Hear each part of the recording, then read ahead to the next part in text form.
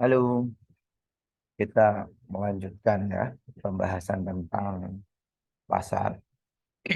Hari ini Senin, tanggal 10 April 2023, ketika saya melakukan recording ini waktu menunjukkan pukul 12 lewat 43 menit waktu Indonesia Barat.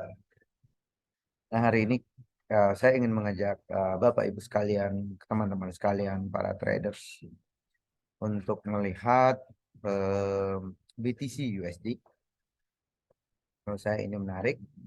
Eh, saya sudah membahas ini saya kira 2 hari yang lalu atau eh, 2 video yang lalu ya di YouTube, dan saya juga membahas ini di Instagram, di Signal Gratis Instagramnya, silakan follow. Nah, kita langsung saja melihat BTC USD. Ini dia BTC USD. Saya bersihkan dulu ya. Saya bersihkan dulu ininya. Nah, teman-teman sekalian, kalau lihat BTC USD ini, kalau kita menggunakan indikator Ichimoku Kinkohyo, di sini Ichimoku menunjukkan satu hal kepada kita, bahwa harga atau tendensi harga itu ke atas. Alasannya adalah seperti biasa, yang pertama eh, apa namanya ini, garis biru ini yang disebut sebagai Tenkan Sen itu berada di atas. Walaupun sekarang harga atau garis biru ini, Tenkan Sen ini, berada di dalam eh, candlestick. Nah, ini menunjukkan bahwa harga sedang konsolidasi, tapi konsolidasinya di periode yang pendek atau di Tenkan Sen ini. Sementara Kijun Sen yang menunjukkan periode perdagangan menengah itu masih ada di bawah, masih jauh di bawah, dan bentuknya itu naik. Bentuknya naik semacam ini.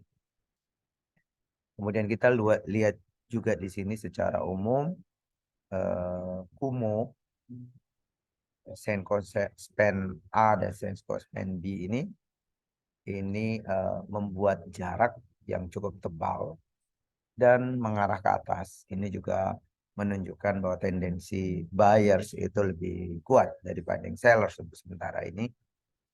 Kemudian yang terakhir, Chico Span ini juga berada di atas candle. Jadi kelima indikator di dalam Ichimoku Kinkohyo ini menunjukkan secara umum tendensi pasar sedang mengarah ke atas. Nah, adapun sekarang, karena harga itu atau karena garis Tenkan Sen ini berada di dalam candlestick, berada di dalam candle, itu menunjukkan bahwa untuk jangka waktu pendek harga sedang melakukan konsolidasi. Tetapi walaupun harga melakukan konsolidasi, kita lihat di sini sebenarnya di dalam konsolidasi ini ada semacam pola yang kita bisa lihat. Yang pertama, kalau kita garis di sini, kita hubungkan ke beberapa ujung dari candle ini, itu menunjukkan satu pola. Ya,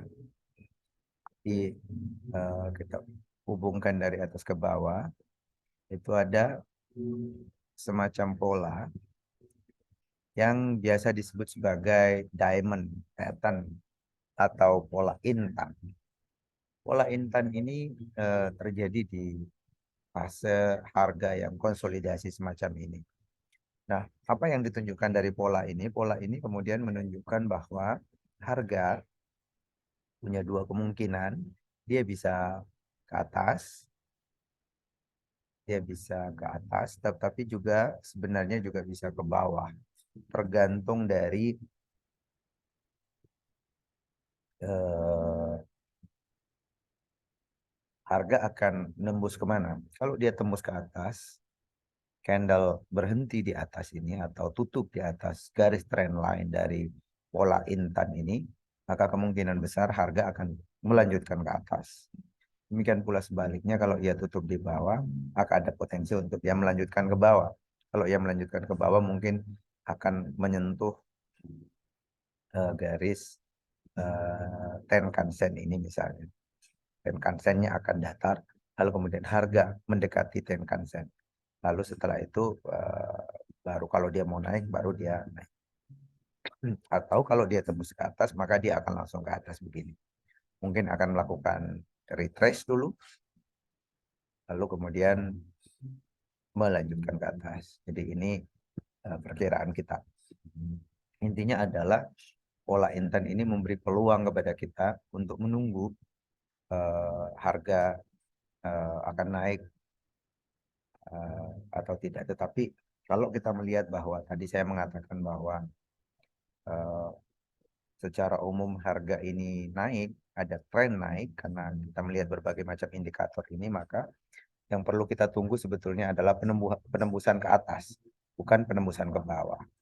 Kalau dia tembus ke atas, baru kita mencari momentum untuk masuk dengan membeli.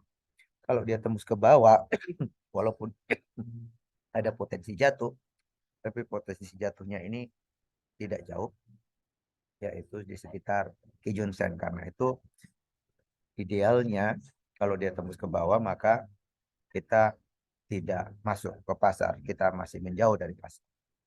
Nah, ini dari sisi daily. Nah, kita bisa mencari di sini, kira-kira kalau ia ke atas, akan sampai kemana. Jadi kita bisa lihat di sini, perkecil chartnya. Di sini, kalau kita lihat ke kiri ini ada resisten di sini. Jadi kalau dia tembus ke atas, maka kita bisa mengandaikan bahwa kemungkinan targetnya adalah sekitar sini ya, sekitar 31.919. Jadi kalau ia tembus ke atas, ada potensi akan sampai ke atas ini. Kalau kita lihat di spot ini naik sekitar 12%. Ada potensi naik ke atas gitu ya. Oke.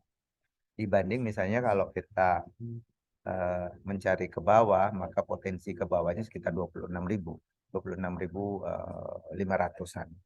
Karena itu ke atasnya itu ruang geraknya lebih besar, ke bawahnya lebih kecil. Ya, karena itu orientasi kita adalah ke atas. Oke. Kalau dia ke atas, maka bagaimana kita mencari momentumnya untuk masuk. Jadi kita sudah tahu bahwa tren secara umum ini ke atas. Lalu kita mencari momentum untuk masuk. Cari momentumnya di mana kita turun ke time frame lebih kecil.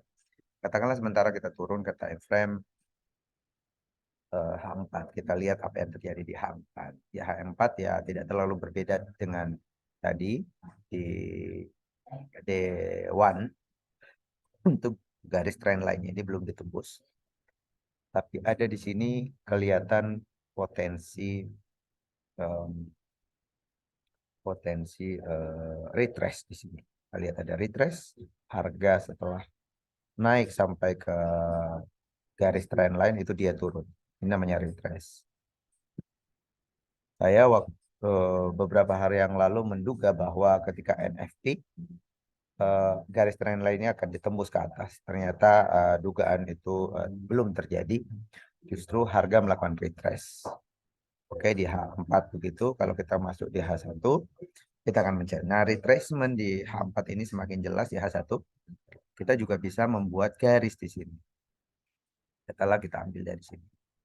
Nah, kalau kita tidak mau menunggu ini ditembus, kita bisa melihat peluang di time frame lebih kecil ini. Di H1 belum terlalu kelihatan, tapi kita sudah bisa membuat garis.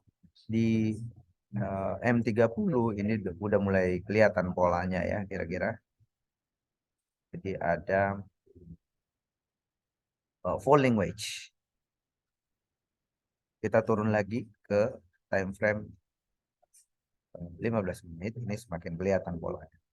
Nah, sebetulnya di 15 menit ini kita bisa mencari sebetulnya peluang untuk masuk tanpa harus menunggu penembusan tadi. Karena kita meyakini dia sudah retrace. Dia sudah retrace dan tadi eh,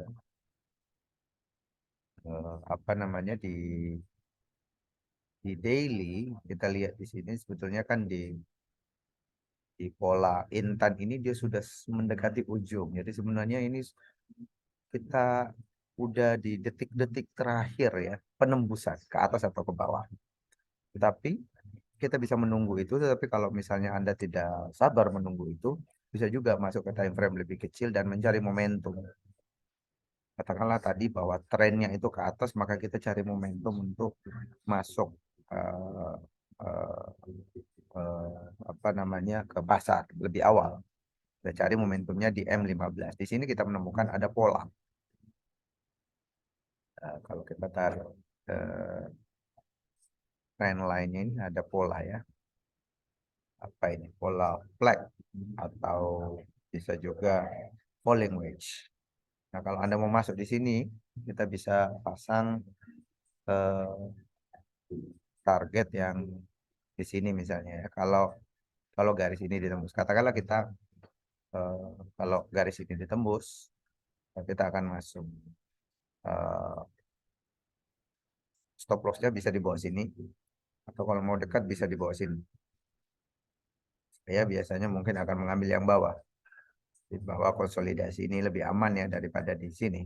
Ini dia bisa jadi ke bawah dulu baru kemudian naik. Nah, apa namanya eh, targetnya targetnya kita bisa masuk ke time frame lebih besar untuk mencoba untuk melihat target yang realistis ya. Di sini ada resisten, kita bisa pun ke target di sini. Katakanlah di sini. Lalu setelah kita pasang target ini, kita lihat risk reward rasionya. Risk reward rasionya 1 banding 25.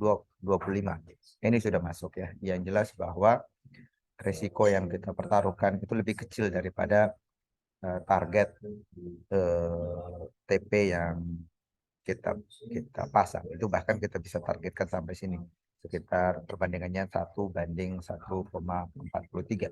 Jadi kalau kita kalah 1.